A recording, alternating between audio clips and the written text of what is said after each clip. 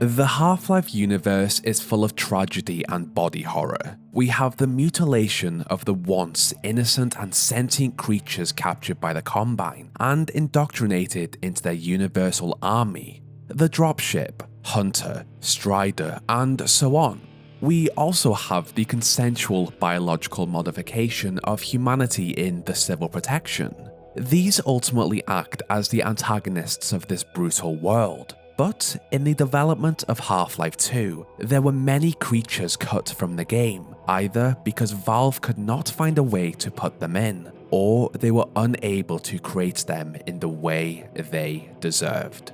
Although there were many cut enemies, there were also different variations of the ones we received. In this video, we explore Valve's most tragic and brutally mutilated humans, the Stalkers from the Half-Life 2 beta. As the development of Half-Life 2 made way, Ted Bachman, a designer at Valve, was inspired to make an enemy that would scare the players and add more of a horror element to the game. He was inspired by a black version of the Half-Life skeleton player model, horror-esque, but it needed attributes to bring out that Half-Life element he wanted. The developer who had originally made this skeletal model suggested that this entity could possibly hide in the shadows and leap out at the player when they got close. With this brief visual and horror element, Ted and Valve had something to develop. From here, Valve expanded on their idea of this enemy and turned it into more of an emotional choice on how to deal with them.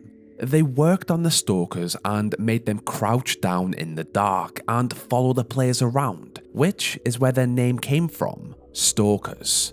When the player either turned a corner or turned around, they would then be surprised by the creature.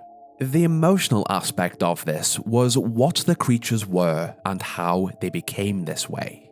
In the lore behind these, as we know, the Combine Empire jumped from universe to universe and sought out any sentient species they could to turn them into biological weapons in their multi-universal army. A part of this process was the analysis and brutal mutilation of the species so that they could be turned into, I guess, better and more efficient soldiers. The Combine adapted humanity in various ways. The most common was through the Civil Protection, a sort of human police force used by the Combine to keep the rest of humanity in line. This was a voluntary position, and with it, so were the biological modifications that came with each rank in the Civil Protection.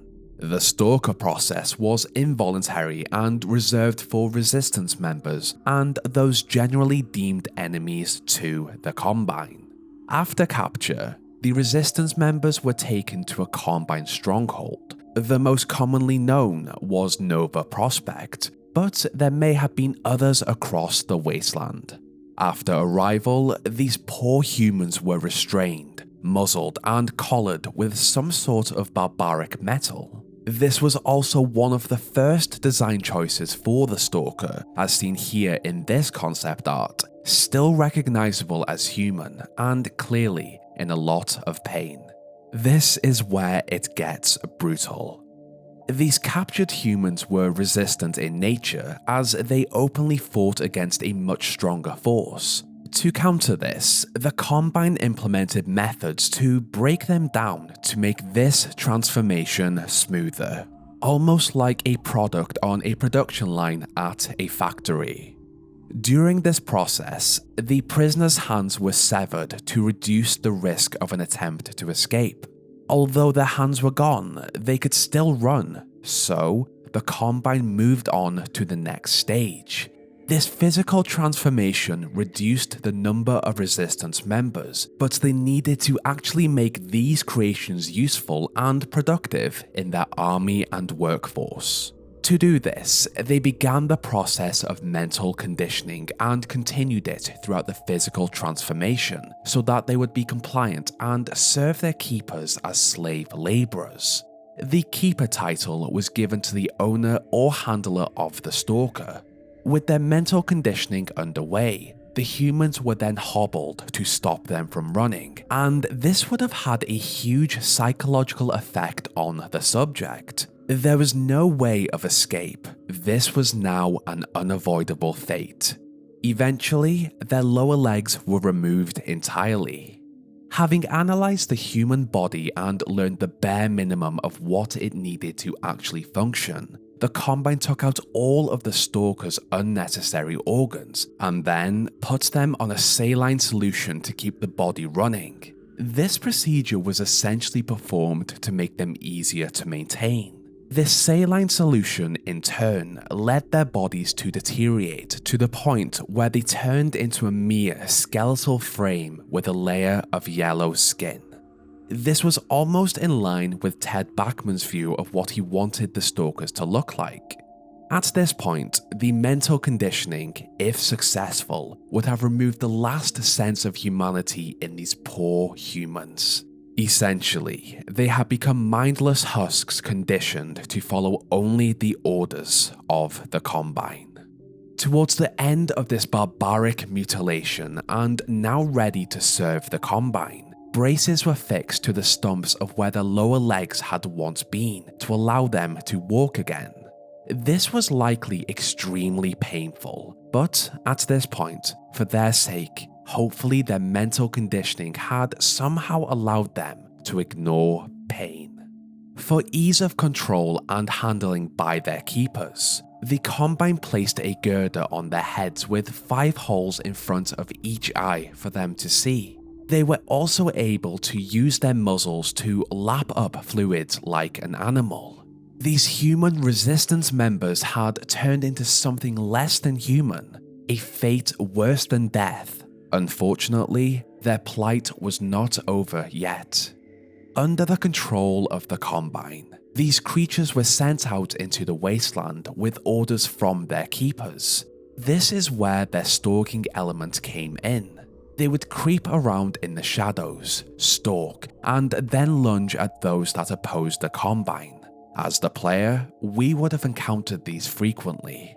In Ted Bachman's words, "When you face them, they are these crazed half-human things that you cannot help but almost pity. I was hoping to put enough humanity into the things that it wasn't just a scary monster. Instead, it was something that presented a moral dilemma every time you had to deal with it, which I think is a more interesting problem. It is more horrific to have to deal with an insane hostage than something that just wants to eat your brains."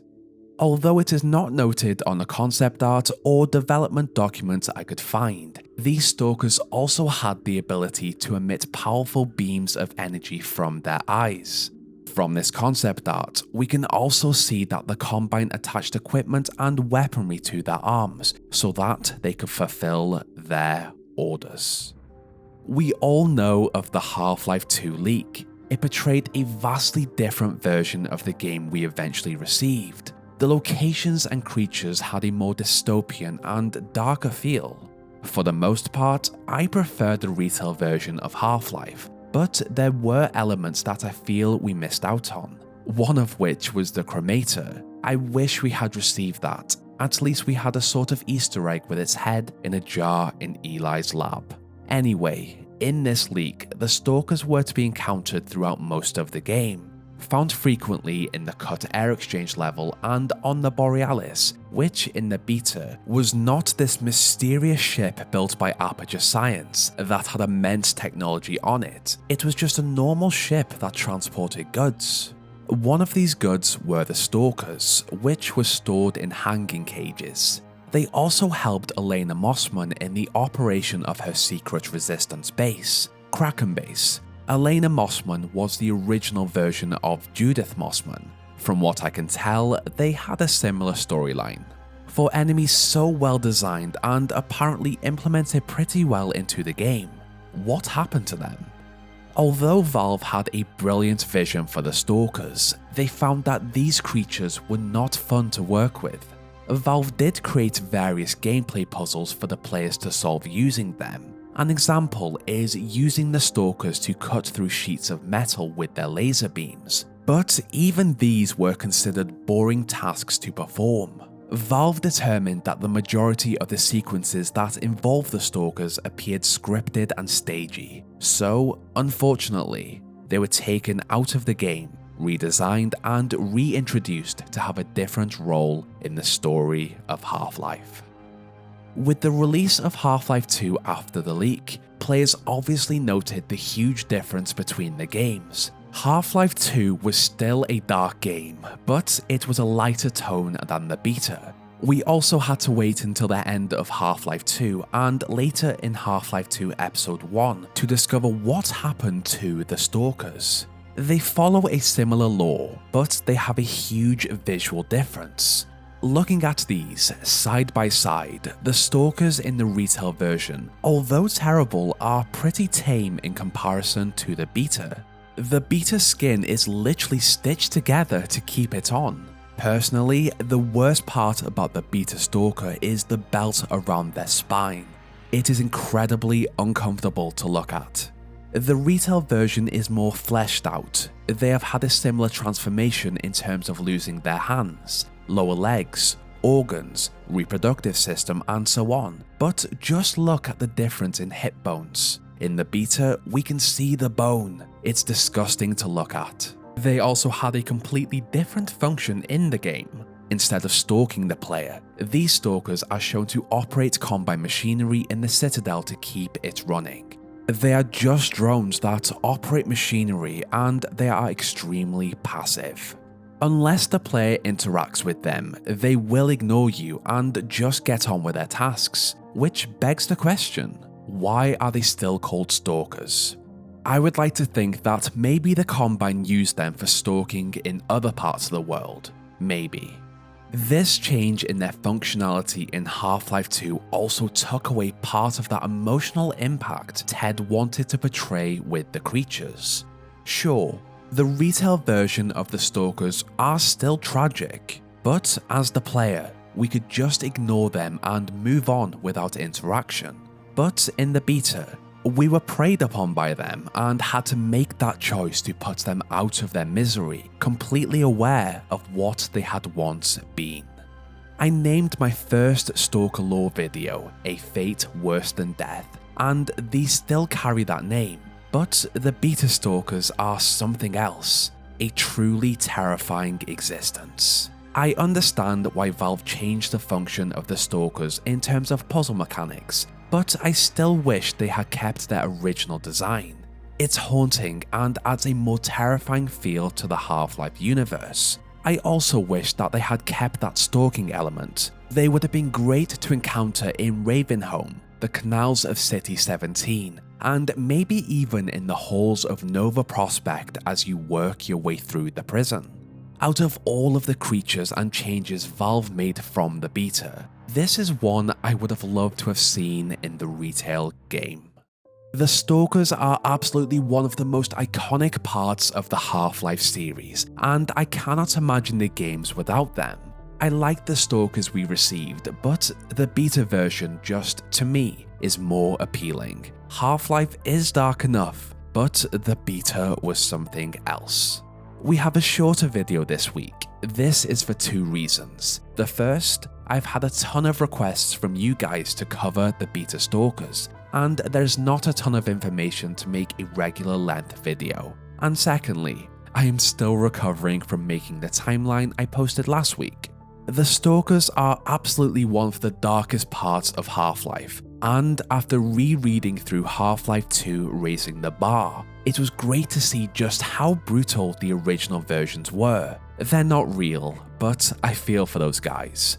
I also wanted to post something festive this week as it's that time of year, but nothing in Half-Life is happy. It's all sad and tragic, so why not pick the worst topic? I'm also thinking about covering other beta content if you would like that.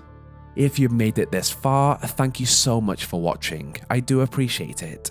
I think that was everything I wanted to say, so please share it, please like it, subscribe if you are interested in deep dives into other topics, and leave a comment for the algorithm, it would help a lot. Finally, I would like to thank my Gold tier patrons and channel members. Jonas, Lewis, Queen Arby, Fluffy the Dragon, Chicken Guy 791, Ruben Mendoza, Mosflit, Montana Tusker, and Laza Lowell.